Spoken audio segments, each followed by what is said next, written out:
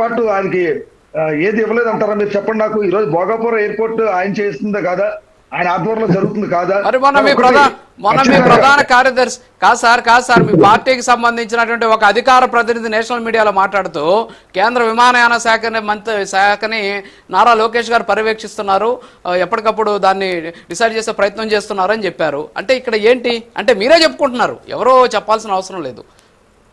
లేదు సార్, ఒకటి సార్, ఖచ్చితంగా బీసీలు కాపాడుకోవాల్సిన బాధ్యత మన పైన ఉంది. ఇప్పుడు రామచంద్ర యాదవ్ గారు అడిగిన పాయింట్ లో ఒకటి రెండు ఇంపార్టెంట్ పాయింట్స్ ఉన్నాయి, కాదంటలేదు నేను. ఖచ్చితంగా దాన్ని పరిగణలోకి తీసుకోవాల్సిన బాధ్యత పూర్తిగా కూటమి ప్రభుత్వం పైన ఉంది.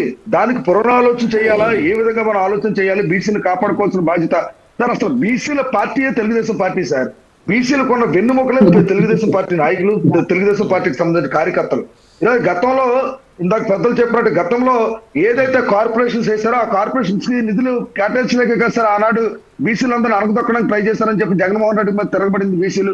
ఈ రోజు మొన్న కూడా రామచంద్ర యాదవ్ గారు ఒక కార్యక్రమం చేశారు గర్జన అని. ఆ రోజు మీరు చూశారు పొంగనూరులో రామచంద్ర యాదవ్ గారు ఇంటిపైకి ధర్నాకి వెళ్తే ఆ రోజు రామచంద్ర యాదవ్ గారికి మద్దతు ఇచ్చింది కూటమి ప్రభుత్వం కాదా, నారా చంద్రబాబు నాయుడు గారు కాదా? ఒకసారి ఆలోచన చేయండి.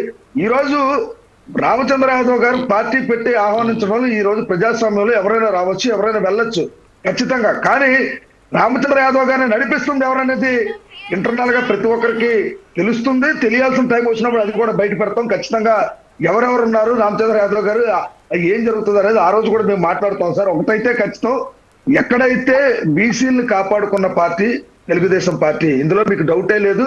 నేను మళ్ళీ చెప్తున్నాను, మంత్రివర్గంలో అగ్రస్థానం కూడా కల్పించాం. సుమారు 10 మందికి పైగా మంత్రులు బీసీలు కల్పించిన పార్టీ తెలుగుదేశం పార్టీ.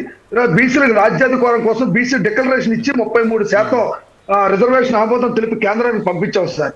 ఆదరణ 1, 2, 3 కూడా మనం అమలు తీసుకొచ్చాం. తెలుగు రాష్ట్రాల్లో అభ్యున్నతి కోసం పుట్టిన నాయకుడు శ్రీ నారా చంద్రబాబు నాయుడు గారు. మీరు ఒకసారి బీసీల అభ్యున్నతి కోసమే పుట్టాడు ఆయన. అసలు బీసీలు కాపాడుకోవడానికే ఆయన ఏనాడు కూడా ముందుకి వెనక్కి ఆలోచన చేయరు. బీసీల కోసం ఆయన వెళ్తుంటారు సార్. ఈ రోజు ఒక కామన్ మ్యాన్ గా ఉన్న నేను, ఒక కామన్ మ్యాన్ గా పుట్టిన ప్రస్థానం అది. ఈ రోజు ఒక బీసీ సామాజిక వర్గానికి చెందిన వ్యక్తిని నేను, ఒక కార్యకర్తగా ఉన్న నన్ను తీసుకెళ్లి ఈ రోజు ఒక బీసీ కార్పొరేషన్ కి డైరెక్టర్ చేసిన చరిత్ర కూడా ఈరోజు తెలుగుదేశం పార్టీ సందర్భం వచ్చింది కాబట్టి ఈ రోజు నేను మాట్లాడుతున్నాను సార్. సొంత నియోజకవర్గం సార్, అంతెందుకు సార్, నిజంగా బీసీల మీద ఆయనకి పట్టుంటే, రామచంద్ర యాదవ్ గారికి బీసీల మీద పట్టుంటే, రామచంద్ర యాదవ్ గారికి బీసీల మీద పట్టుంటే ఆనాడు పొంగనూరులో రామచంద్ర యాదవ్ గారు పోటీ చేసినప్పుడు బీసీలు ఎంతమంది రామచంద్ర యాదవ్ గారికి వెనకాల నిలబడ్డారో ఒకసారి ఆలోచన చేసుకోమని చెప్తున్నాను సార్. ఈ రోజు రామచంద్ర యాదవ్ గారు